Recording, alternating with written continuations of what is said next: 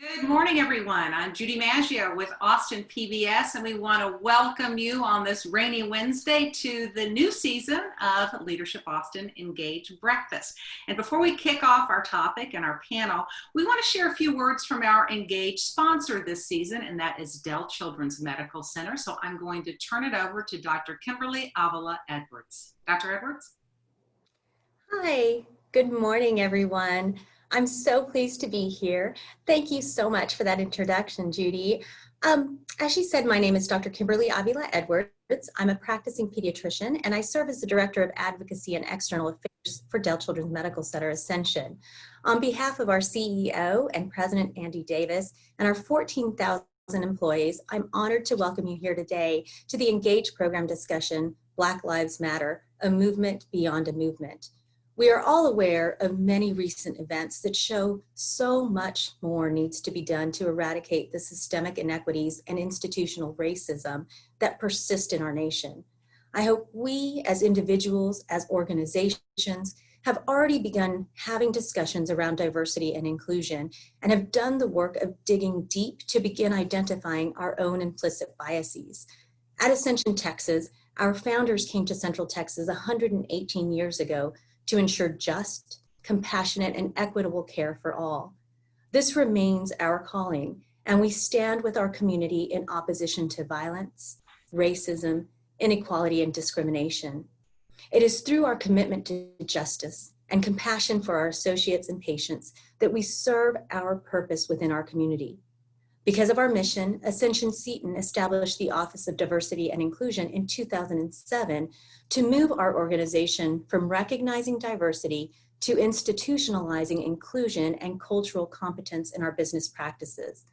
Although our world, our people, and our priorities may have shifted since 2007, our commitment to leading a workforce that mirrors and is inclusive of the diverse Central Texas community we serve is important to our Ascension Texas leadership. We acknowledge our Central Texas population continues to evolve. In 2016, we shifted one of our key diversity priorities to ensuring we connect with our local community to high-demand healthcare careers through pipelines of high turnover entry-level jobs to pathways into careers that require 2 years of technical training or community college, which allows individuals and their families to afford to live in our community. We work with an array of community partners such as the College of Healthcare Professionals, Austin Community College, and the LBJ Early College High School to ensure a broad and diverse talent pool. This is one of the many local efforts spearheaded by our Office of Diversity and Inclusion. In addition, we have clinical efforts such as Dell Children's Medical Center's Pediatric Mobile Clinic, for which I serve as medical director. The clinic is focused on providing high quality and comprehensive care to everyone, no matter who they are or where they come from, with a focus on the most vulnerable and those individuals experiencing poverty.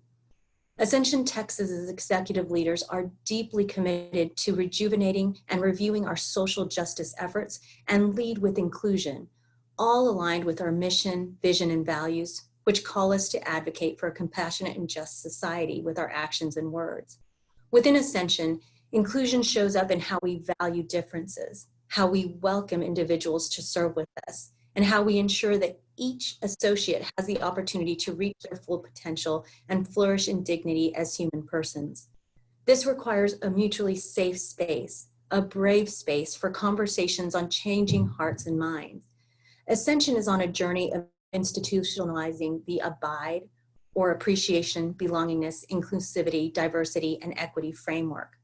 The ABIDE framework will help uncover what we need to review, dismantle, or rebuild in our policies, practices, and ways of working so we can eliminate what contribute to or perpetuates disparities and inequities, including systemic racism, both nationally and in our local community.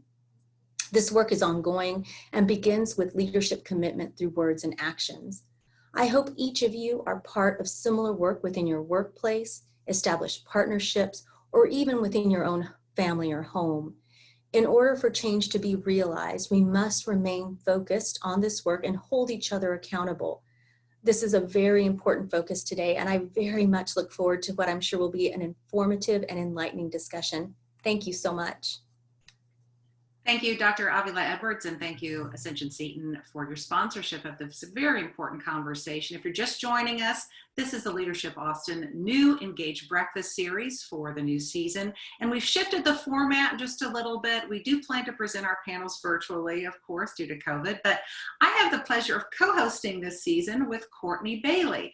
And those of you with Leadership Austin are probably familiar with Courtney, but Courtney is the program director for the Engage series. So I'm going to turn it over to Courtney to give us some framework before we begin taking a deep dive on this topic. Courtney?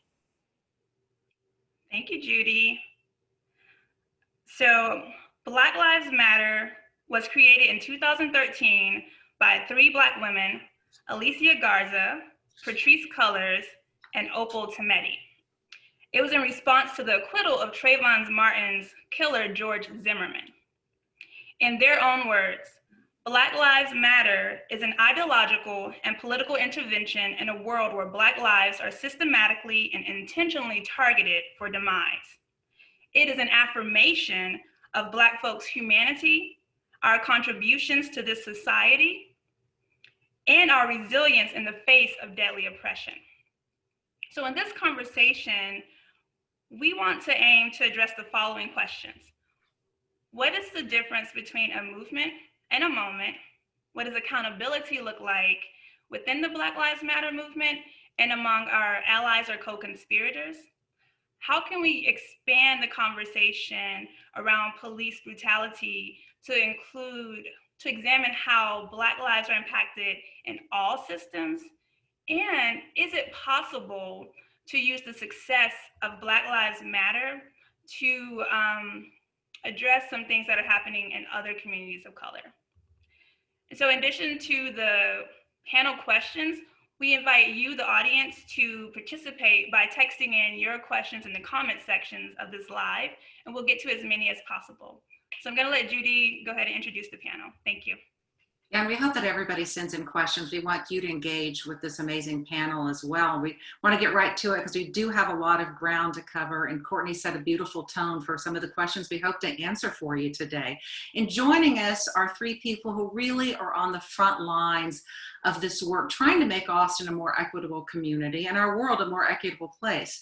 Dr. Stephanie Hawley. Dr. Hawley is the Chief Equity Officer at the Austin Independent School District. Then we have Chaz Moore, the Executive Director of the Austin Justice Coalition. And finally, we have Eric Bird, who is the Chief of Staff for Councilmember Natasha Harper-Madison of District 1. He is filling in for the council member today. Thank you all for giving us your time and perspective. I want to dive right in with kind of an overview question for all of you. The theme is making this a moment into a movement. So talk about the difference between a movement and a moment and why that is so important right now. I'll start with you, Dr. Hawley.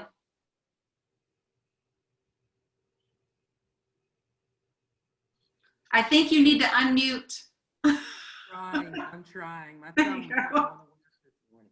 Well, good morning, and thank you for this invitation to have a really important conversation today. But for me, with regard to all of this, as a person who integrated a school back in a decade that won't be named, I'm looking at this as a movement. I don't think over my lifetime I have seen this sustained effort. And I often say that we know a movement from a moment because money moves, resources move, systems change, and we are starting to see change in systems. We're starting to see policies. We're seeing reallocation of funding. And so I think we are in the middle of a big tidal wave, but we will know for sure if we see that money is moving, and then voices are not just heard, but those voices are being honored and changes are being made in systems. And so, just as we start this conversation this morning, I think it's crucial to see that if systems are moving and people are finding their power, we've got something more than a moment with Black Lives Matter here. Chaz, Dr. Hawley talked about a tidal wave. So do you see this as a tidal wave, a true movement, and not just a few, waves lapping at the shore? Give us your perspective.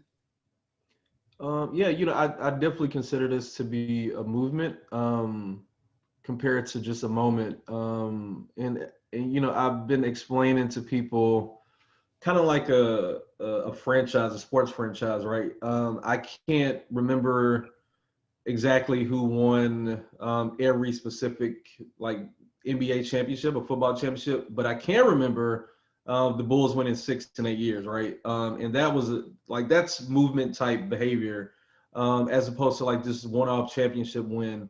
And what goes into the reason the Bulls and teams like the Patriots are able to repeat championship runs is because they put the time, the money, and the effort. And like Dr. Hawley said, it's a sustained effort, right? And I think when you look at the start of the Black Lives Matter movement with Trayvon Martin, in death and the whole entire incident up until now, it went from I think it grew from a moment to a movement, right? I think it grew from just protests and rallies, and then I think it grew into actually having young folks, young black folks all over the country, and allies actually demanding and requesting change on a structural level. And now, we're actually seeing, money being allocated from institutions that cause harm and Black death, like policing. And, we're questioning so many things. We're questioning, why Black women are dying just from giving birth. We're questioning why kids, Black girls and Black boys specifically in schools are being treated a certain way, and hoping to see changes within that institution. So, I definitely think it started as a moment, but this has been something that I don't think many of us could have ever imagined, and I'm glad to be a part of it. Eric, you're there at City Hall where a lot of the money is being allocated right now. Talk about your perspective on a movement versus just a moment. Yeah, so I love Chaz's analogy to basketball because I'm a huge basketball fan. And one reason the Bulls won, of course, Michael Jordan, but also they had a structure. And that's what Chaz was alluding to. They had put into a place a structure that lasted for at least 6 years. Phil Jackson brought a lot of that, the culture.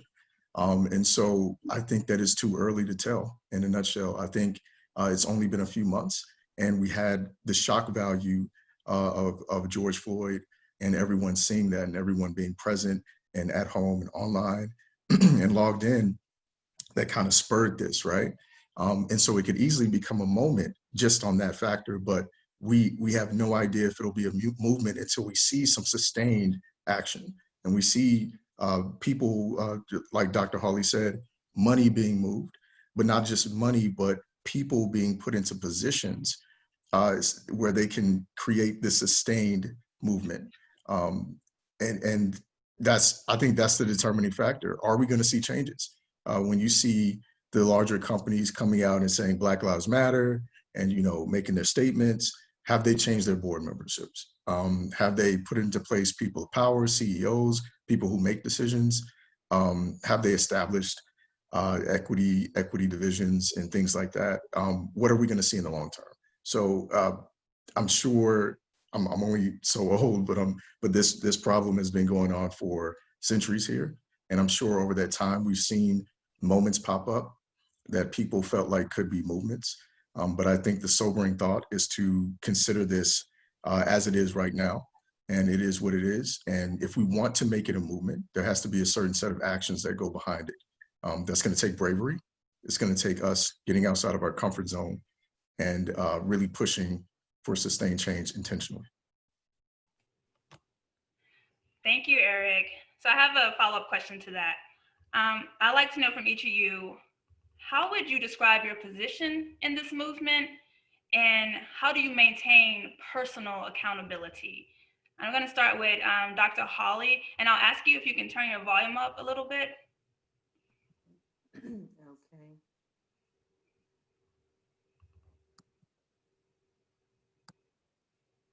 How is that? Can you hear me okay? Yes. A little bit better. Okay. Awesome. Okay. In terms of position, I think Let me just take a moment to say movements are really based on community. And when we think about what our roles are, everybody's got a different role. But this is, I think for me, is not necessarily a position, but a lifestyle. It's been the work that I do. It's being Black is a full-time job in this country. And also disrupting systems that are detrimental to Black and Brown people is a full-time, it's full-time. You're either conscious or you're not. You can't you can't have a job or quote unquote a position in a movement.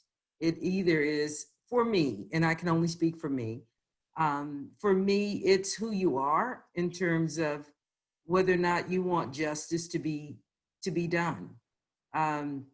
So I look at not a formal position, but look at what is my role in making the spaces and places in my sphere of influence better than I found it. And then also holding myself accountable for continuing to remain conscious, and then to make sure I'm empathetic with the people who may not be where I am. And so this work to me it's personal work first.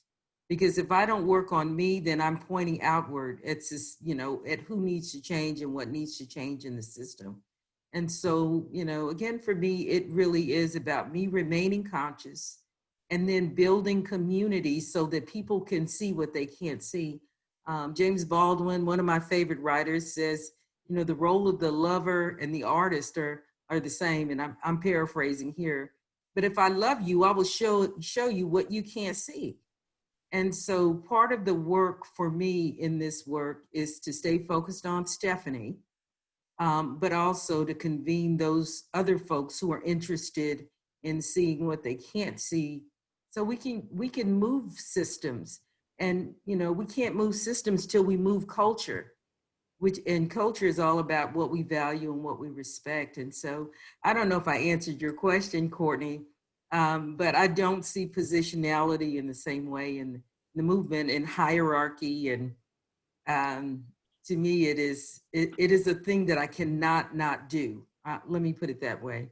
I'm compelled to do it. I think that was perfect. Yeah. Thank you. And you sound better. Thank you. Okay. Chaz, how would you describe your position and how do you maintain personal accountability? So I think my position, and I think all of our positions change depending on what and where we are at a particular point in the movement, right? I think sometimes I'm the frontline soldier. I think sometimes I'm a supporting role. I think sometimes I'm just behind the scenes completely. And I think one main way to be held accountable is to, for me, I'm held accountable because I submerge myself around Black women.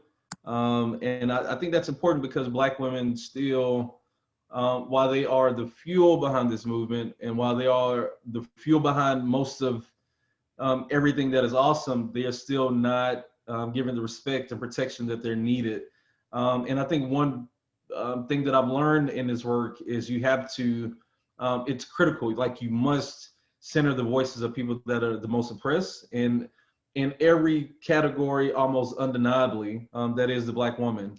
So, I learned so much from Black women, because I genuinely believe that Black women, and they shouldn't have to be, but I think Black women are like the moral compass of our universe.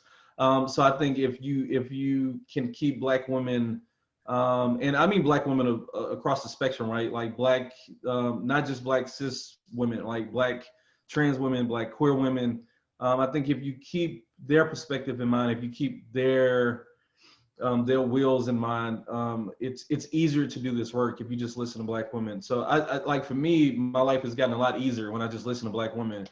And I don't say that as a platitude. I say that as something I wish people would just do, which is something we would do as this country. But I think my role in the movement changes periodically. And right now, I think with this particular phase that we're in, we see this very tense emotion towards like reform and just wanting something completely new, right? Like you have these people that are a little bit younger than me that are just like, no, we don't want reform, we don't want band-aids, we don't want, like, we want revolution, but not in a violent sense of like, we actually want things to be new and different. So I'm still learning, right? Because like none of us had been to this place where we're trying to go. So it's like so many people have been saying recently, we're building this plane as we fly.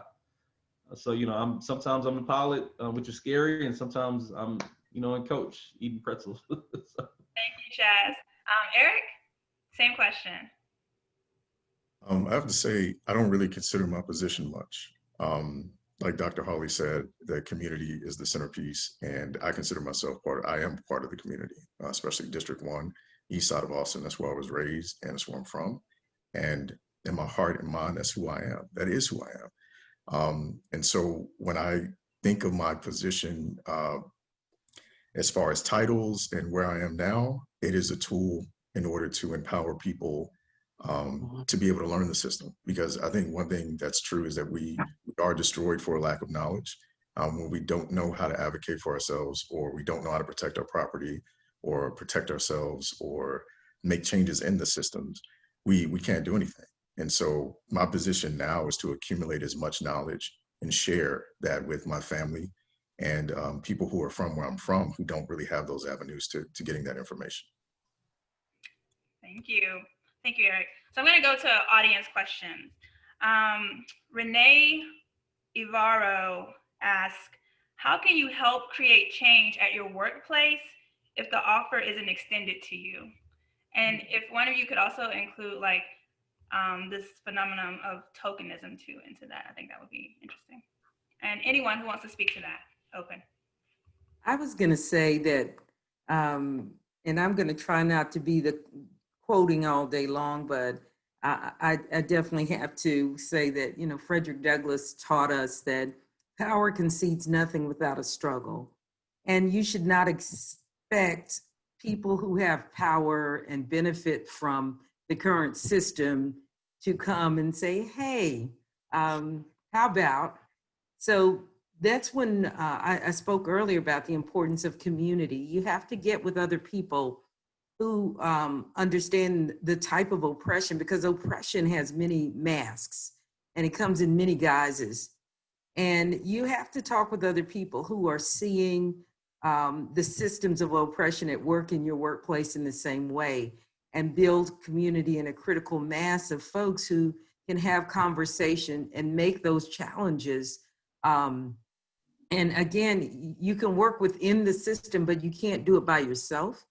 One of the trademarks of white supremacy culture is rugged individualism. And whenever you think you're going to take on white supremacy culture, even when it's nice, by yourself, you will be destroyed. And you should not expect that you will be asked to change the structure. You should expect that you will join a community of folks, convene a community of folks who can help you make those challenges in a way that may take more time than you want, because this work does take time. But do know that very few systems say, hey, come dismantle us, come disrupt us. And if the system does that, you should question which system you're in, and you should wonder what's going on. That's just my take in my experience. Systems don't like to be disrupted. I have to agree with Dr. Hawley. I've actually been asked to disrupt systems. I've been asked to take the lead in equity groups and in workplaces. Initially, I declined. My second run at it, I said, well, ask the younger, more ground level workers, because that don't have a voice. I'm in a more a higher executive position. So, and then the third run at it, I was like, I'll take it all. My approach was to also address another tenet of white supremacy, as Dr. Hawley mentioned, and that's the adherence to data and numbers. And so looking at the company's data and numbers, we were able to evaluate certain factors. And then that's when the contention came in. That's when it became an issue of conflict. And it was like, why do we really need this? Because now you're forced to look at yourself in a different way. And so I think an organization's willingness to get outside of their norm and to break their systems is what's a true indicator of their willingness to change. Are you willing to shift the company holidays away from white Protestant-based holidays, right? Are you willing to shift the practices around medical leave so it doesn't just include the immediate nuclear family, but it includes grandmama, it includes aunties, and other people who may act as surrogate families in a lot of different cultural structures that work in the organization. So their willingness to break those molds is a true indicator of systems that are really willing to change. Like, we're going to wipe the slate clean. We're not going to hold some imaginary attachment to these things because we think they're right, because they resonate with us. We're going to totally let go of those things and allow people to give us insight into their culture and how they view things and what matters to them. Chaz, you want to add anything to? I have nothing to add to that. Nope. That was perfect. It's hard to beat perfection, right? Those observations were amazing. Well, Eric, you talked a little bit about this already, but this vast change when it comes to allocating dollars. That's really where the power is. Money and power are synonymous in many ways. The City Council approved a budget that cuts, I think, $150 million to the Austin Police Department. I want to talk about how that money will be reallocated, whether you think it's enough, and how you think those cuts will benefit the Black community in the short and long run. Absolutely. So the money has been split. The money was allocated from different pots. So not just from the police department, but from other areas. And it's been split amongst different divisions in the city. So a $5 million was given to emergency medical services, $2 million to violence prevention, $500K to victim services. You have $400K to reentry programs for formerly incarcerated people. Then you have $2 million for a new civil rights office. And so it's been divided, and in many other areas, it's been divided to areas that primarily would affect people of color, largely affect Black people and Hispanic people in Austin. And is it enough? That's a big question. So I don't think it'll ever be enough. I think the true goal is to reverse all of the atrocities that's happened to Black people. When you take just slavery into account, that's $1 trillion goal, right? And then you take into account the effect of Jim Crow and redlining, prevention of gaining housing assets and land assets, loss of jobs due to incarceration or hiring practices. All of this money added up is insurmountable, and there will never be any recourse for it. That's why we have to be comfortable breaking our systems so we can get as close as we can.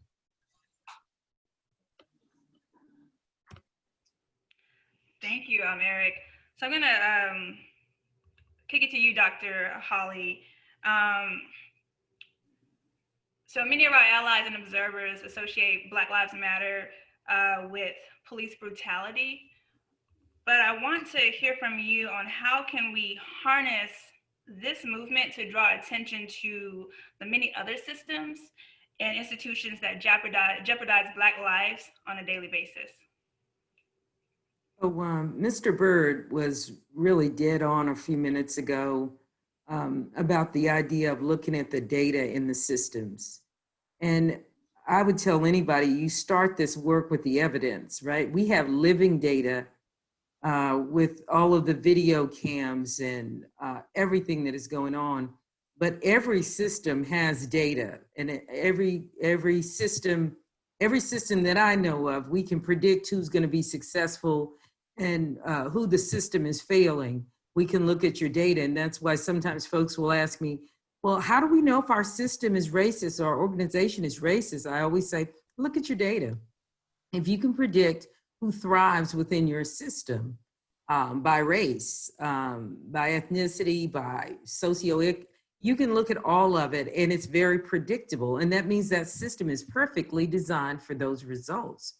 And so right now, everybody, from everybody who made those statements after George Floyd's execution, about Black Lives Matter, every one of those statements, people should have been looking at their data to see who they hire, who they fire, who they support, all of the things that we can look at in terms of finding out if you're very serious about this work.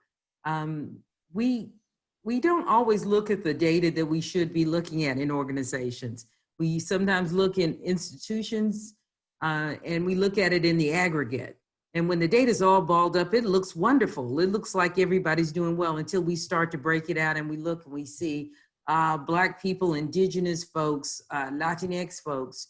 So these systems are not broken, as people often say the system is broken. No, the system is doing exactly what it was designed to do. And until we get to the bedrock of understanding that the way these systems are built, and every organization in each system has got to do its unpacking, but it starts with the evidence, with the data first. And then we have to start looking at what policies and practices are in place that uphold that system. And you've got to centralize the voices of the people that are not being served well by the system. And, to even go a little further, Courtney, if we don't examine white fear, because that's what we're dealing with. That's why we have these moments and movements and fits and starts. If you know your history, all organizations should know their history. Every institution should know its history. So I would say we can use this moment if we understand A, the data, and then B, go back and look at the history. But at the history of almost every oppressive system in America, you're going to find white fear. And at the bottom of white fear, and white fear lives well in Black and brown bodies. So I'm not talking about white people, I'm talking about white fear.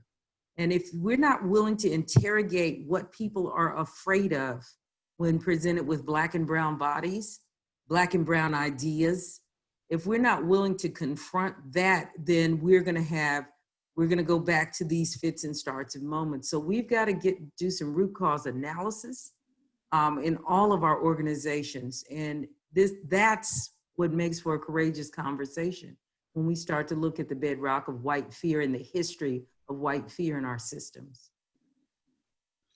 I want to turn to Chaz, because Chaz has been on the front lines in different ways as both at the policymaking space and the grassroots space, but it's always been to try to make Austin a place that is free from this institutional racism. You've been fighting institutional racism in your work in such a great way. But what do you see as some solid policy, some real action needed to improve the quality and the safety of Black people who call Austin home? I think what the city council recently did around the police budget was, to me, one of the biggest, most important things, because as we are talking about Black Lives Mattering and really trying to undo racism in Austin, I think personally you have to be willing to divest from institutions that are the very antithesis of Black Lives Matter, right? Which is policing in any form that you can imagine. So I think when a city does something like that, that to me, and Austin still has a very long way to go, but I think that is signification that we're moving in the right direction, right? I think when you look at some of the other things that Councilwoman Natasha Harper-Madison was able to do around Juneteenth becoming a holiday, in Austin after so long, like there are literally places on the East Coast that celebrate Juneteenth, and here we are in 2020, Austin just not having, Juneteenth as a holiday. And again, Black women led that effort, right? Another thing that Natasha did that a lot of people, it didn't get enough credit was, I think Chris Harris and I, mainly Chris Harris, brought the map of places where you were not able to have open container in Austin. And I didn't even know that Austin was widely an open container city. But when you look at this map, the area of the city that was prohibited to do open container was undoubtedly the east side, right? So she was able to go in and change that. So I think when you're able to undo the racism and policies and things of that nature, that's us taking a step in the right direction, right? Even with Project Connect, something that we just put a statement out on. I think, yes, transit and mobility is great, but historically, when cities and municipalities implement transit and mobility, transit, people get displaced, right? Like it's crazy because you build transit for communities of color that need the transit, but because you don't secure the housing around the transit, these people are displaced. So knowing that the city of Austin has, I believe, and Eric can nod or correct me if I'm wrong, we have one of the largest budgets to make sure that we're not displacing people. I think that's showing that Austin is trying to really be better at and have this lens of true equity when we do policy and when we do advocacy. So I think like the policy itself doesn't matter, but if the policy, I take that back. If the policy doesn't have an equity lens, it's going to, like Dr. Hawley said, it's going to replicate more harm, right? So, and I say equity because the word equality has become so, I want to say whitewashed, to be honest with you, because equality to most of my white brothers and sisters mean, okay, well now you can do the same job that I can, right? But equity is understanding that we have at least bare minimum 400 years of time to make up for, and we have to start putting a lens on stuff so we can really get to a place of black wealth, true black excellence, black equity, black generational wealth. And I think the more we have that lens on everything we do, we'll continue to make strides in the right direction. But I think the city of Austin has been doing that, right? And I think a lot of that goes to the work of the community. I think a lot of that goes to the work of people like Dr. Hawley and Eric. But I think we're making some strides. Eric, you want to add to what Chaz mentioned, because there were some specific policy issues, and this is one of the things we want to drill down on. So what can we do at the systems level? Where are we putting our money as a community? Can you elaborate a little bit more on some of those policy changes that you were seeing and what you'd like to see? Absolutely. I think they're both correct. I think Chaz hit it on the head. A lot of the policy, a lot of the things that are holding that are oppressive towards Black people, and a lot of the oppressive systems are paper thin. They are literally a piece of paper that is a policy that is dictating how we're treated. And so given that perspective, if we're brave enough to challenge those and to reverse those, we can see a lot of change. And another thing he said, the community, extremely important. We need the community, the voices. We need to hear your perspectives. To know what you want, and we value that, especially in the D1 office. We listen, we respond, and we put that at the forefront. And so there will be more to come. That's what I'll say. Awesome. So I'm going to go to an audience question since we're talking about policies. Cecilia Blanford asked, is it true that much less than the $150 million cut from HPD was reappropriated? She thinks there's still undesignated money that should be on the table for social justice and equity. So I can speak briefly to that. So I think the actual number is 147 million. And 20 or so million was immediately cut because we are not having cadet classes for the foreseeable future. The biggest chunk of money was the 80 something million, in which certain things that were cupped into the police department are no longer there, like 911, forensics. A lot of departments are just no longer in the police department, and they'll be their own independent thing. And prime example, forensics is something that has been scientifically proven that doesn't need to be under any police department. And like Houston has their own independent forensics labs and things are working fine. And then the last part of money is the 47 million bucks that is really up to this task force that I have the pleasure and duty of being on, where we get the chance to reimagine public safety. So it's about, I want to say 20 community members and 5 city staff. And I think it's a 6-month process of what we want this world of new public safety to look like, right? Like for an example, if something that I'm passionate about is I do not believe, and I normally have an open mind, but you cannot convince me that police should show up to 911 mental health calls, right?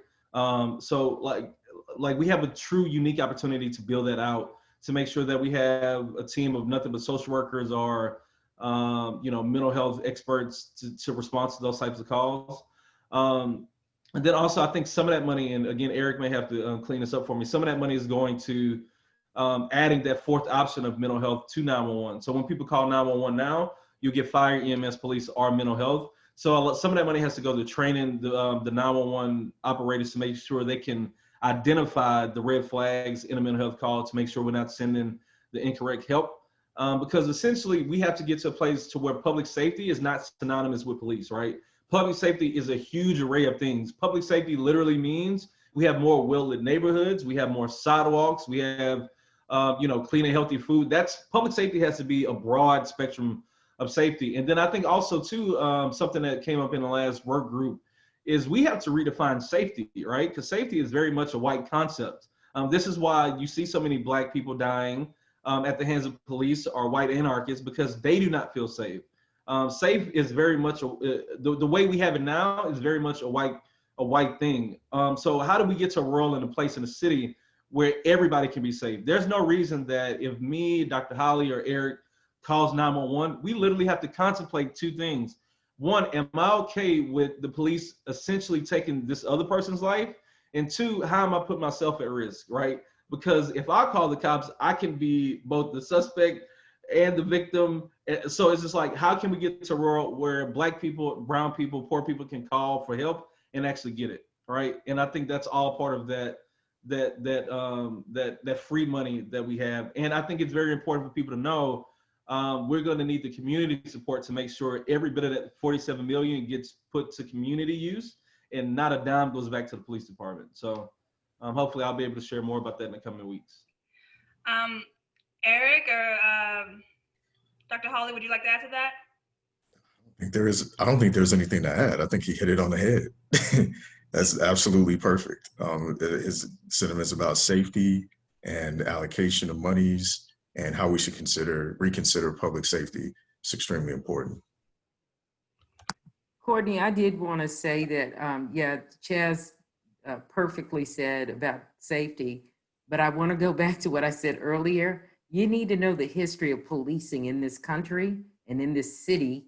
And that I really firmly believe that once people are educated about the history of why policing came about and the policing of Black bodies as property, we'll have an easier time taking this thing apart and without people being afraid. But fear has been the fuel to oppression for too long. And so, Chaz nailed it perfectly. Public safety has got to be separated from policing. I would say if anyone wants to do independent study out there to learn more about what Dr. Hawley stated, you can study convict leasing and laws that were in place after slavery to put people back in the prison system and to put people, well, not back, put people in the prison system and back in a form of enslavement. And yeah, it may be mind-boggling, but it is American history. Thank you. So Chaz touched on something when he spoke about safety. In the Black Lives Movement, there's been some co-opting of this space, right? Can we talk about how that can be harmful to Black folks when certain white groups are co-opting this movement? Would anybody want to touch on that? Courtney, co-opting is a form of control. So appropriation, all of that, it's just a form of control. And I said earlier, the white supremacy culture wears many faces. And many of us, we are immersed in white supremacy culture. And because we've never studied it, we don't even know when we're actors in it. And some of our most well-meaning Black, brown, and white people can co-opt things, get involved in symbolism. And that's a way of controlling, of being in the inner circle. So you can figure out, what are these Black people up to, right? And that may not be what's at top of mind, but co-opting, and there's a difference between co-opting and appropriation and actually being, I don't even use the word ally anymore, because allyship or ally has been co-opted. And I'm not certain what that means anymore. And, you know, people talk about accomplices. You know, I always tell our white accomplices, I said, your work depends on what you do when I'm not in the room. Do you ask the hard questions about Black lives and brown lives when there are no Black and brown people in the room? And that's when you take the risk of being ostracized by white power structures. Now you're riding shotgun with me, but you're not riding shotgun with me necessarily. And it doesn't mean that people should not protest. Hear me well, protests, all those things are necessary, but it has to go deeper than just protesting when it's publicly, when you get public accolades for it. But when you're sitting around a round table and there's not a Black face in the room, and you're asking about hiring practices, you're asking about discipline policies for Black and brown children, when there's nobody there to hold you accountable, how do you hold yourself accountable? And so we have to be careful that people don't appropriate and wind up with some individual self-aggrandizement for being involved in this work. This is soul work for us. It's life work for us as Black people. Our, you know, my grandchildren's lives depend on me putting blood into this, just like my ancestors put blood in this. They put blood in it so I could do it. And I got to hand the baton to my grandbabies.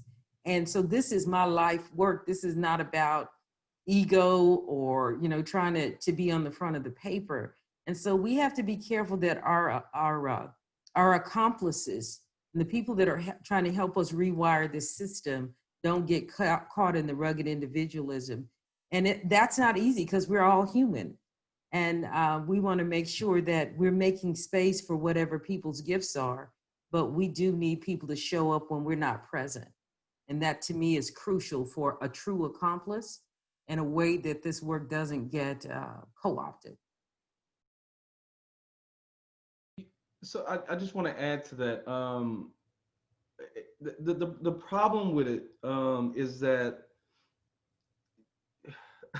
if somebody is trying to come in and help you with this thing, but they don't fully understand it, they can't possibly fight the same way, right? Like if they don't really understand what it's like to be a Black person in this country, they can have all the money and will and want to help, but they don't know the solutions because they haven't been through the struggle, right? Like if one of my Black lady friends calls me about like a bad hair day, I can't help you with that, sis, because I don't know. Like I go get a haircut and that's it. I don't know anything about anything to put on your hair. I can't help you with that because I don't know that struggle. So I think, and I'm not a fan of the word ally anymore because I definitely don't know what that means in 2020. And I really try to only latch myself to white folks and people in the movement that are co-conspirators, because so much of this work is about shifting. Like we have to dismantle these institutions, but we also have to dismantle our mental and emotional connection to these institutions as well, right? Like this is why I tell people all the time, we can tear down the system today, but if we bring it with us internally, then it doesn't matter, right? We have to leave white supremacy both internally and externally where it is and just start anew. And then very briefly, if I can just go back, because I see people in the comment section tripping over the safety thing. I want people to chew on this. Safety to me, is a white concept in this country because if safety was afforded to Black folks, Trayvon Martin should have safely been able to walk to his house in his neighborhood. Safety is a white concept because if Black people were afforded safety, Botham John, who was eating ice cream at his house, should not have been killed, right? Safety is Breonna Taylor being at her house, Tatiana Jefferson being at her house playing video games, not being killed. It's Ayanna Stanley Jones, 7 years old, being asleep on her couch when the cops came in on a botched raid, being killed because they had the wrong address, right? Safety is the fact that in 1955, Emmett Till allegedly, and we know the lady lied now, whistled at a white woman and was killed because this white woman feared for her life. So safety is very much a white concept because it's not something that is afforded to Black, brown, and poor people in this country. But you don't have to believe me about that. It's all kind of stuff you can look and research on that, but I wanted to clear that up for the people that was having a hard time swallowing that. Thank you, Chaz, for clearing that up. Eric, anything? I think that, again, they perfectly stated it. I do have an anecdote. So when Standing Rock was occurring and they were having the protests, I drove to Standing Rock, and there were thousands of people, and most of those people were not indigenous. And what I saw was non-indigenous people wearing the garb and using the calls, the war cries, and braiding their hair in the same fashion as the indigenous people, and the assumption of their culture right there. So colonization was happening on an indigenous reservation during a protest. Like it was so many elements that I don't think people really know, happened at Standing Rock, and it was a huge issue. I mean, we talked about it for more than half the day, and so that's just what happened. People went and then they assumed the issue is their own, that rugged individualism, making themselves the center of the world, and it became an extension of imperialism and colonization. And that's exactly, I think, what we see in this allyship, and when people take it as their own, it's an extension of imperialism. Judy, you're muted.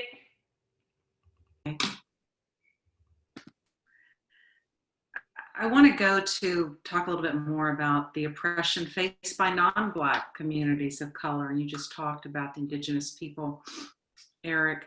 Are there some ways that the Black Lives Matter movement can help those oppressive systems as well? I mean, are all ships rising? Who wants to tackle that one? I would say that whenever Black people step up, and Chaz said it very pointedly about Black women, whether those they're Black trans women, Black women across the spectrum, something shifts in this country. And I don't say that as a Black woman, I don't say that from an egocentric space, but I do know that whenever Black people have stood up, and Black women in particular have stood up, there are shifts, right? And Chaz has on one of my favorite shirts today with Harriet Tubman, and that is a woman that decided, I'm done with this. And that's the legacy that we live in. When we look at the civil rights movement, that went from moments to a movement. But what we see Dr. King, whom we honor, and rightfully so, but you don't see Mahalia Jackson. You don't see all of the beautiful women, Fannie Lou Hamer. I could just do an entire roll call, but lots of people have benefited. When we look at EOC, white women benefit more from equal opportunity. We never talk about that. So whenever Black people step through and step up and galvanize in community for systemic change, right? Not symbolism, not holidays. I'm okay with holidays. I'm gonna just put that out. I'm okay with holidays, but holidays can be distractions, giving people special days. That reminds me of plantation culture, whereby, you would get Sunday off. Enslaved Africans would get Sunday off.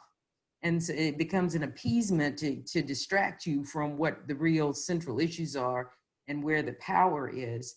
And so whenever Black people throw open the doors, many times other people walk over our backs and get the opportunities when the laws change. You can, again, this is all about knowing our history. Because when we don't know our history, we're afraid that, oh, Black people are going to get something and the rest of us are not. The thing is, when Black people get something, you know, a high tide lifts all boats, but some people's boats have holes in them, right? So we saw with the women's suffrage movement, you know, women, I always say, which women got to vote, y'all? Which women? So we have to be really thoughtful as we do this work, because white supremacy culture will have you believe either or. One group gets and one doesn't. And that's a mindset that we all got socialized and educated to, but that's not the way it is. There is enough freedom, there's enough liberation for all of us. And we need to understand that when we come together in community, and one of the things that really messes white supremacy oppression up in our systems is when people of all races come together. And that's how a system gets dismantled. But when other groups start worrying about will we get or not, just go back and look through history. When you look through history, whenever Black people broke shackles, they broke everybody's shackles. So I encourage people to stay in multiracial, multi-ethnic, it's gonna take all of us. It's not just gonna be Black people, because none of these movements are movements without all people engaged and using their power in different ways. White people have different access to power. And if true accomplices and co-conspirators use it, that's one way systems are taken apart. Everybody's got different spaces and places, but it's gonna take a multiracial coalition of people to break the back of oppression and break the back of the fear that fuels these systems. So I think everybody's going to benefit, will benefit, and has benefited when Black people break down some of these oppressive systems. Thank you. So I'm going to go with one more audience question. And this comes from Collective Action in Tech. Austin has grown rapidly in the last decade due in part to tech companies bringing opportunities to the city. What could these companies and those in other industries do to support Black Lives Matter? So anytime I hear questions like that, I think it's very interesting. I think it's like to me, so much of this is so simple. And I got to go back to equity, right? And this, I really want to launch this idea called Black 365, right?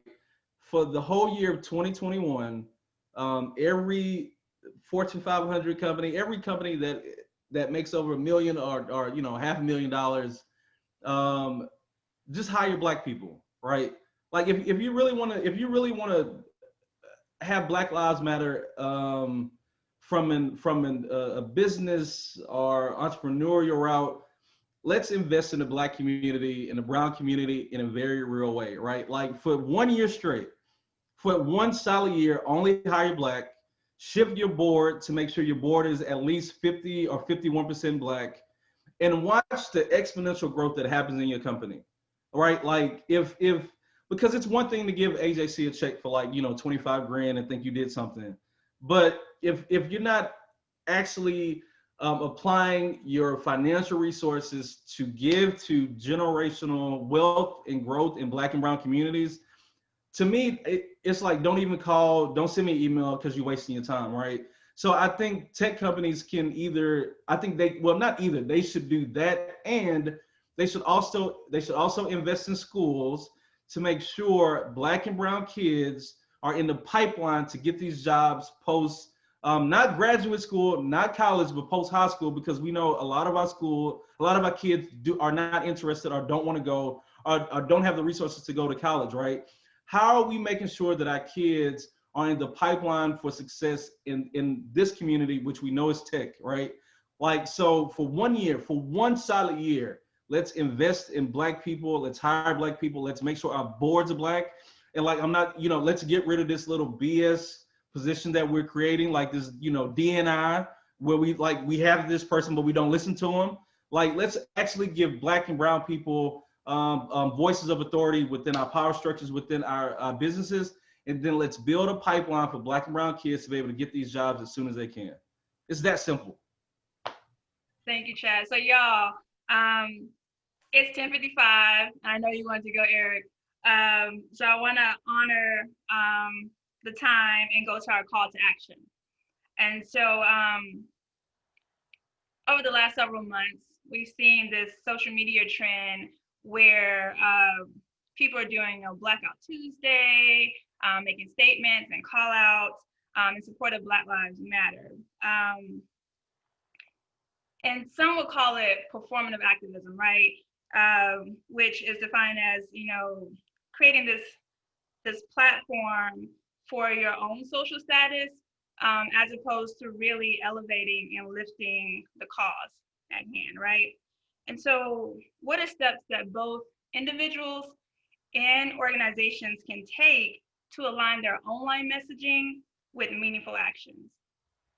And I know y'all touched on it, but let's reiterate it more clearly for them. So when the likes are gone, what do you do offline?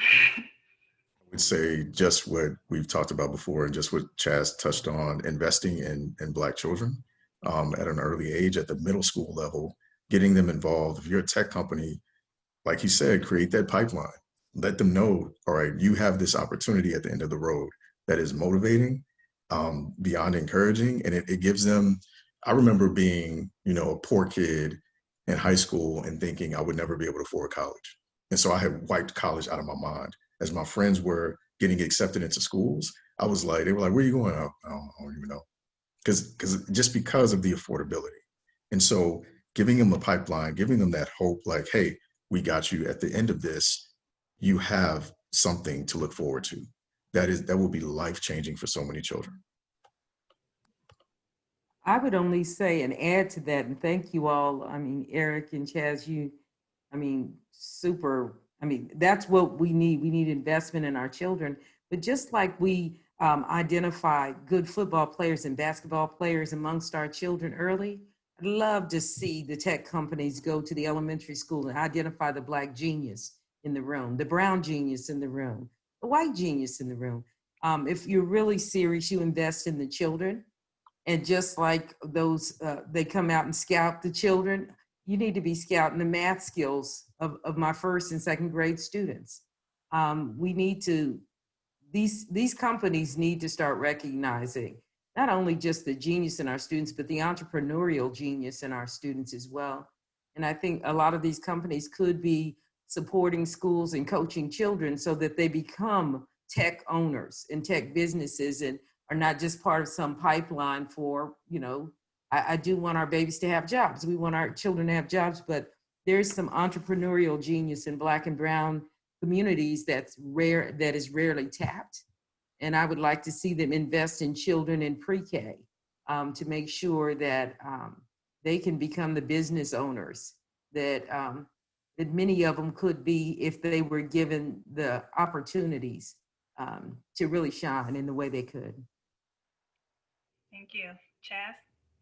I think the last thing I would say is, I think it's really important for people to wrap their head around why we have to invest in,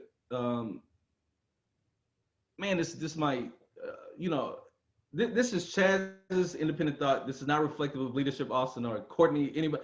But the reason we have to invest in the Black community specifically in this country is because of the egregious amount of torture and mistreatment we have suffered. Not saying that other people have not, but the way Black people have been treated in this country, after we built it, after we have made it what it is, this country must atone for that, right? It just has to. So when I speak so passionately about investing in Black people first, and Black women first, that's because we are the furthest from the margin. And like Dr. Hawley said, like Eric said, when you invest in Black people, when you invest at the people at the bottom, everyone else will prosper. And I think we have to understand that we must, if Black lives truly matter, we have to be able to understand and maybe sit uncomfortably with, we need to uplift Black people in this country first, and then brown people, and then other people of color, and then poor people. And I just think I think people should read this book by, coincidentally, this white guy, Chris Hayes, A Colony in the Nation, because he does a really good job of talking about how Black people in this country are not afforded the rights to the nation, which is here. And I think people need to understand that, right? I think if you're Asian, and you have been called, like the model minority, you need to sit and like do the research on why that is and be uncomfortable with that, right? I think we all need to do our research on white supremacy and see how we contributed to it, whether we know it or not. I think as men, we need to, Black men, men of color specifically, we need to do our research on patriarchy, white patriarchy, and understand that's not for us, that's not who we are. I think we need to do more unlearning than learning as we're in this movement, because again, the place where we're trying to get to, we've never been there, right? But I think in order to get there, we have to be willing to be very uncomfortable. And I think part of that being uncomfortable is calling out stuff because, and I'll leave it at this. I'll give you an example of what I'm trying to say. Black people have a very deep understanding that race is a social construct, but we operate in it because that's the way the world operates. Like, we waiting on the rest of the world to like liberate themselves so we can just all be free, right? So just like, y'all want to play this game, let's play this game. But like, Black people from the beginning of time have always known there's no difference in any of us, right? But like, the world treats us away because we have more melanin in our skin and things of this nature. So I think we just waiting on the rest of the world to catch up, or really follow our lead, because if you follow Black people, man, like the beauty that comes is just indescribable, right? So like, we have to invest and lift up Black first, and I promise you everything else will follow. Up to do. A lot of catching up to do. Thank you all. This has been such a powerful panel, and you've given us such a great perspective, and I think actionable ways that many of us can become more uncomfortable and take action in our everyday lives. And we so appreciate your time and your talents and the things that you left us with today. Before we say goodbye, I do want everybody to know that these vital conversations are taking place in many different arenas in Austin. I want to invite everybody to watch ATX Together tomorrow night on Austin PBS, KLRU at 7:30. I had a great conversation with Dr. Colette Pierce-Burnett, the president of Houston Tillotson, and Ruben Cantu, the co-founder of the Community Resiliency Trust. And we talked about a lot of these same issues. And we focused on how Austin can become more resilient and more equitable moving forward. So that's tomorrow night on PBS at 7:30. And I'll have Courtney tell you about the next Engage Breakfast that we'll be holding. So thank you to our panelists. I really enjoyed this conversation. We hope y'all who are watching will tune in on October 14th, where we'll be discussing the 2020 elections, civic engagement during a pandemic, and what that looks like. And we hope to see you there. And so thank you for tuning in, and see you next time. Have a great day, everybody. Thank you.